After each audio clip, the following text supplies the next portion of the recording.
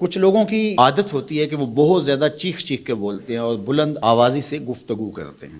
یہ عادت بچپن سے انسان کے اندر پیدا ہو جاتی ہے، پھر آہستہ آہستہ آہستہ آہستہ یہ زندگی کا حصہ بن جاتی ہے.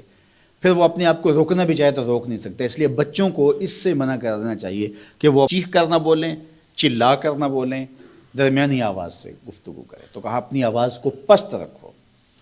اور یہ ممبر و محراب کے مالکوں کو بھی خاص طور پہ اس بات کا بہت خیال رکھنا چاہیے کہ ان کی آواز لوگوں کے کانوں پر بوجھ نہ بنے. آج کل تو یہ ساؤنڈ سسٹم لگے ہوئے ہیں، اور پھر ماشاءاللہ کچھ لوگ تو یہ ایکو کا بھی ضرورت سے زیادہ استعمال کرتے ہیں. سنجیدگی کے ساتھ، متانت کے ساتھ بات کرنا، سنجیدگی اور متانت کے ساتھ بات کو سننا، یہ شریعت کے آداب ہیں. جب کسی سے ہم کلام ہوں تو آپ بھی بلند آواز نہ ہو، اور دوسرا وہ اس کا جو جواب دے رہا ہو اس کی توجہ بھی بھٹکنے نہ پائے، وہ اپنے احساسات سے یہ بات بتائے. اور کہیں جواب دینا ضروری ہو تو حرج بھی نہیں ہے. آواز کو معتدل رکھو، خوبصورت رکھو. تو جس طرح بولنے کے آداب ہے اس طرح سننے کے بھی آداب ہے. ویسے ماہرین کہتے ہیں کہ تیز آوازیں بندہ پونے گھنٹے سے زیادہ نہیں سن سکتا، یعنی اس کا سٹیمنا جو ہے وہ اتنا ہی ہے کہ وہ اتنا سن لے.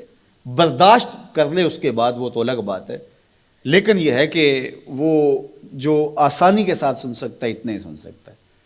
تو اس لیے یہ جو لیکچر بھی ہوتے ہیں جو دنیا کی بڑی یونیورسٹی ہیں وہاں بھی انہوں نے لاکھوں روپے دے کر کے دنیا کے ماہرین بلائے ہوتے ہیں مختلف مضامین پر، لیکن پیریڈ کا دورانیہ یہ نہیں ہوتا کہ وہ 3 گھنٹے کا لیکچر دے رہے ہوں. انسان کی جو ہے وہ ایک کیپیسٹی ہے، اس سے آگے نہیں وہ بڑھ سکتا. اور مجھے بتائیے انسان کو بنانے والے سے بہتر کون بتائے گا؟ قرآن بتاتا ہے. کیا بتاتا ہے؟ وَغْضُضْ مِنْ صَوْتِكَ، اپنی آواز کو پست رکھو.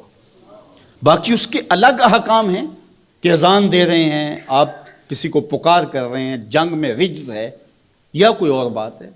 ابھی لائٹ چلی جاتی ہے اور دور تک لوگ بیٹھے ہیں تو مجھے لامحالہ طور پہ اونچا بولنا پڑے گا. میری آواز اونچی ہے تو میں کوشش کروں گا آخری شخص تک آواز پہنچے، وہ ایک الگ بات ہے. لیکن اب یہ آواز ایسے ہی سب تک پہنچ رہی ہے.